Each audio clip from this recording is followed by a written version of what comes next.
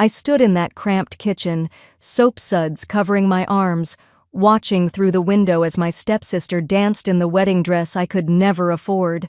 Little did anyone know, the man landing in that helicopter outside was about to change everything, and he was calling me his wife. Stay with me because what happens next will shock you. This story proves that sometimes the people who treat you worst are the ones who know you least. Don't skip ahead. Trust me, you need to hear every detail of how this unfolds. My name is Aurora, and I need to tell you about the day that changed my life forever. But first, let me take you back to where it all began, because you need to understand how I ended up scrubbing dishes in a kitchen while my own world was about to turn upside down. 3 years ago, my father passed away unexpectedly, leaving me with nothing but debts and a step-family who barely tolerated my existence. My stepmother Helen made it clear from day one that I was nothing more than a burden in their beautiful house. My stepsister Melody, well, she treated me like I was invisible most days, except when she needed something done. I worked 2 jobs just to contribute to the household expenses, coming home exhausted every night to find more chores waiting for me. But I endured it all because I had something they didn't know about, something that kept me going through the darkest moments. Hidden in my small room, tucked away in an old jewelry box, was a marriage certificate. A certificate that bore my name and the name of a man I hadn't seen in 4 years, Stephen Cooper. We'd met during my last year of college, and it was like something out of a fairy tale. He was brilliant, ambitious, and saw something in me that no one else did. We fell in love quickly, deeply, and when he proposed, I said yes without hesitation. We had a small ceremony at the courthouse with just 2 witnesses, planning a bigger celebration later, but then opportunity knocked for Stephen, a chance to build his technology company overseas. He promised he'd send for me as soon as he got established. That was 4 years ago. 4 years of silence, of wondering if I'd made the biggest mistake of my life. 4 years of my step-family treating me like their personal servant, while I held on to hope that someday, somehow, Stephen would come back for me. Then came Melody's engagement announcement. She'd landed herself a wealthy lawyer named Greg, and Helen was over the moon. They started planning this elaborate wedding with 200 guests, a live band, and enough flowers to fill a greenhouse. And guess who got assigned to handle all the kitchen work and serving duties? That's right, me. "Aurora, you'll be perfect for this," Helen said with that fake smile she always wore when she wanted something. "You know how to work hard, and we need someone reliable in the kitchen. Consider it your contribution to the family." Melody just giggled and said, "Don't worry, Aurora. You'll get to see everything from the kitchen window. It'll be almost like being a real guest." Almost like being a real guest. Those words stung more than I cared to admit, but I nodded and agreed because where else could I go? What choice did I have? The weeks leading up to the wedding were a blur of preparation. While Melody went for dress fittings and spa days, I was scrubbing floors, polishing silver, and planning menus. Helen hired a catering company, but made it clear that I was expected to assist them and handle the cleanup. I watched them choose the most beautiful decorations, golden ribbons, white roses, crystal centerpieces that sparkled like diamonds.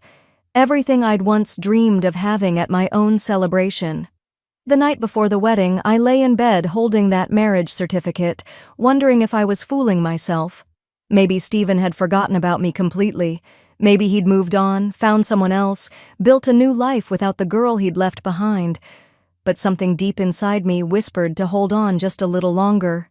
Wedding day arrived with perfect weather, sunny skies, and a gentle breeze.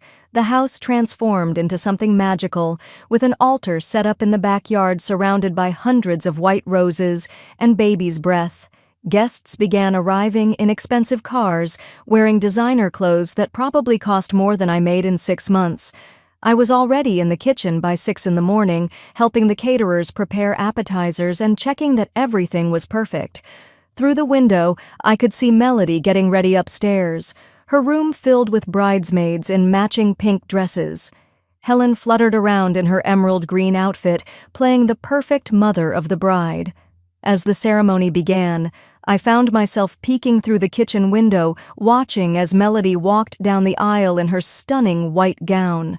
The fabric flowed like water, and her veil sparkled with tiny crystals. For a moment, I imagined myself in her place, walking toward Stephen with that same joy radiating from my face. But reality crashed back quickly when Helen burst into the kitchen. "Aurora, why are you standing around? The appetizers need to go out and the champagne glasses aren't filled. Move." I spent the entire ceremony running back and forth, serving guests who looked through me like I was invisible. Some of them were kind enough to say thank you, but most treated me exactly like what Helen had called me, the help. After the ceremony, as guests moved to the reception area, disaster struck. I was carrying a tray of expensive wine when someone's child ran directly into my path. I tried to avoid him, but the tray slipped from my hands, sending 12 bottles of imported wine crashing to the ground. The sound of breaking glass echoed across the yard, and suddenly every conversation stopped. Helen's face turned purple with rage. She marched over to me, her voice carrying across the entire reception area. "Aurora, do you have any idea how much that wine cost? That was $500 worth of wine? How could you be so careless?" I felt my cheeks burning as 200 guests turned to stare at me. "I'm so sorry, Helen. There was a child, and I tried to—" "I don't want to hear excuses," she shouted. "You will apologize to every single guest here for disrupting this beautiful celebration with your clumsiness." My heart sank. She wanted me to apologize to 200 people? In front of everyone? But I saw the determination in her eyes, and I knew I had no choice. With tears threatening to spill, I walked to the center of the reception area. "Ladies and gentlemen," I began, my voice barely above a whisper, "I want to apologize for the accident with the wine. I'm truly sorry for disrupting this beautiful celebration." The guests murmured among themselves, some looking sympathetic, others just annoyed by the interruption.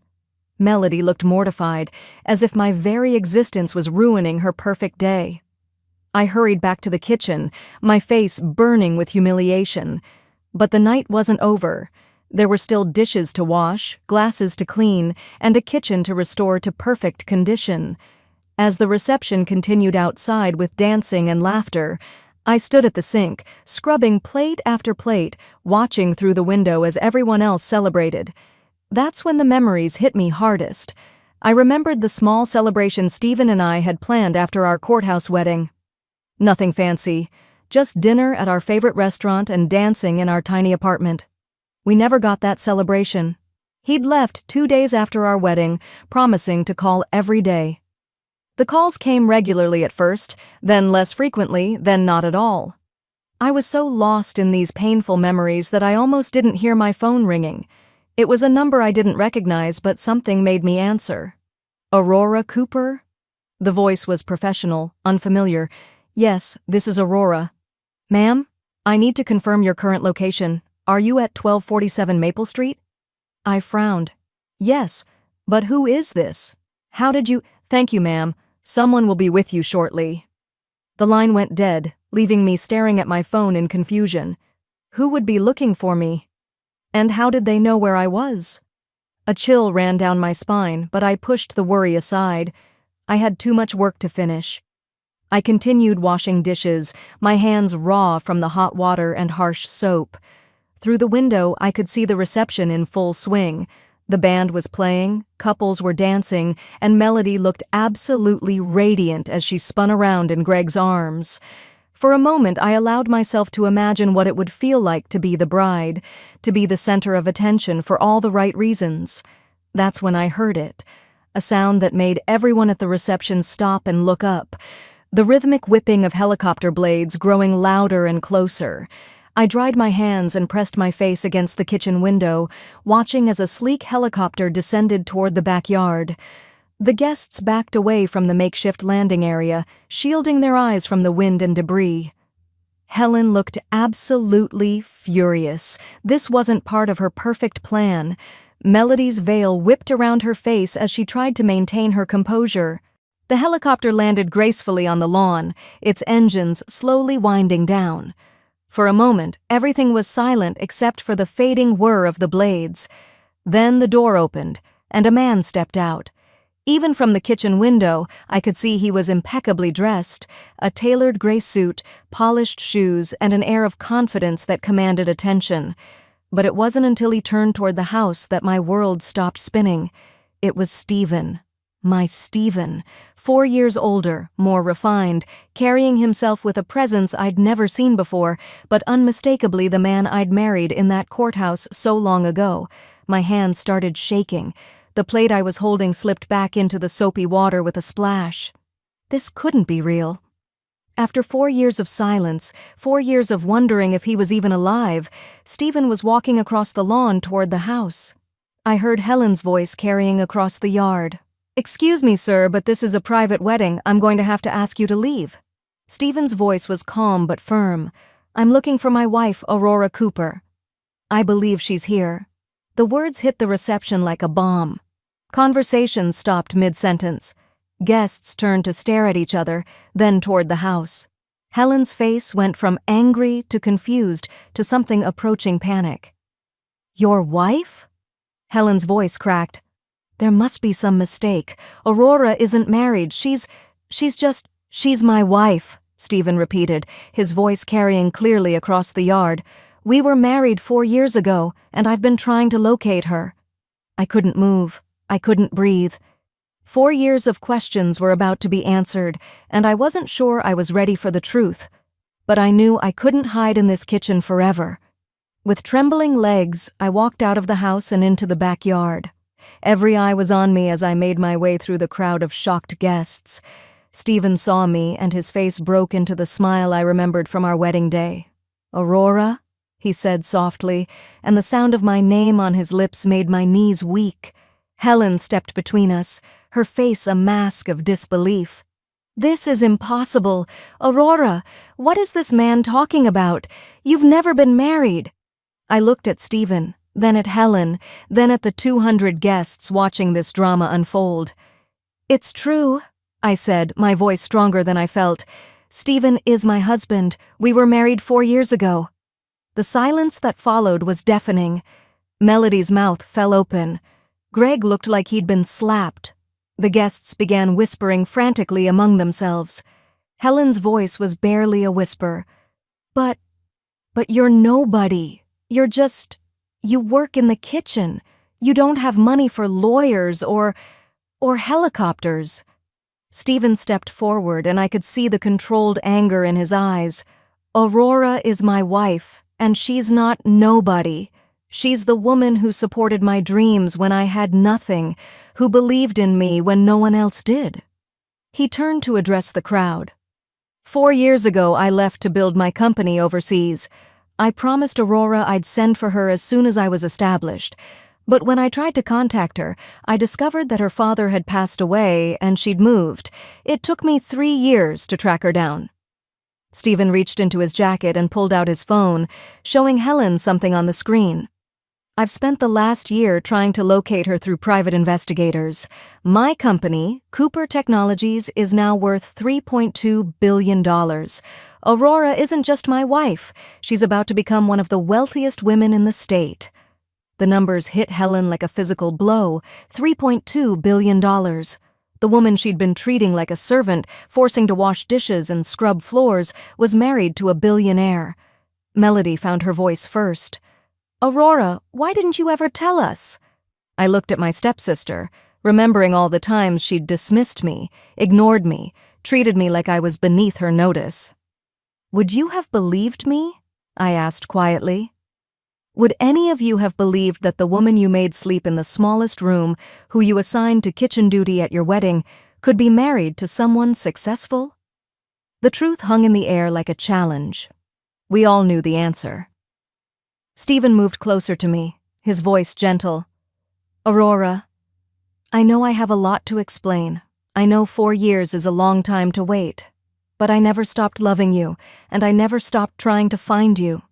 He reached into his other pocket and pulled out a small velvet box. "I couldn't give you the wedding you deserved back then, but I can now.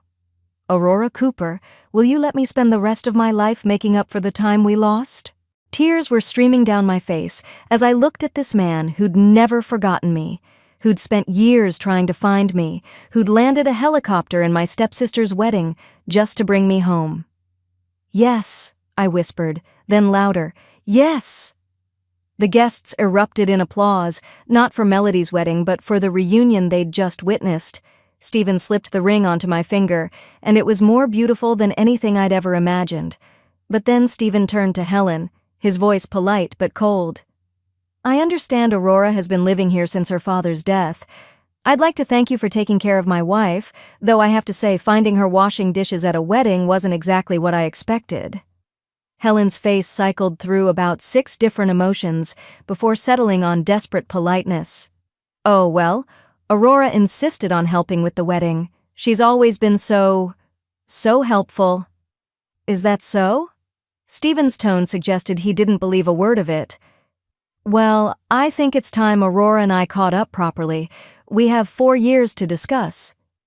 He offered me his arm, and as we walked toward the helicopter, I heard him say quietly, "You don't have to come with me right now if you're not ready. But Aurora, I want you to know, you never have to wash another person's dishes unless you choose to."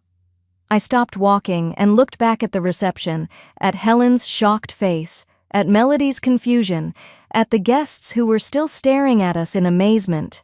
Then I looked at Stephen, at the man who'd kept his promise even when it took 4 years to fulfill it. "I'm ready," I said. "I've been ready for 4 years." As we reached the helicopter, Stephen helped me inside, then turned back to address the crowd one final time. "Please, don't let us interrupt your celebration. Congratulations to the happy couple." But as we lifted off, I could see that the reception was effectively over. Guests were gathering in clusters, talking animatedly about what they'd just witnessed. Helen was sitting heavily in a chair, looking like she'd aged 10 years in 10 minutes. And Melody was staring up at the helicopter, probably realizing that her wedding day would forever be remembered as the day Aurora's billionaire husband came to take her home. As we flew away from that house, away from years of feeling small and invisible, Stephen took my hand and said, "I have so much to tell you. About the company, about why I couldn't contact you sooner, about how I never gave up hope of finding you." I squeezed his hand and smiled through my tears. "We have time now. We have all the time in the world. And for the first time in 4 years, I believed that everything was going to be okay." Can you believe Aurora's strength through all of this? If this story moved you, hit that like button and subscribe for more incredible true stories. Share this with someone who needs to remember their worth. Sometimes the people who underestimate us are the ones who get the biggest surprise. What would you have done in Aurora's situation? Let me know in the comments below.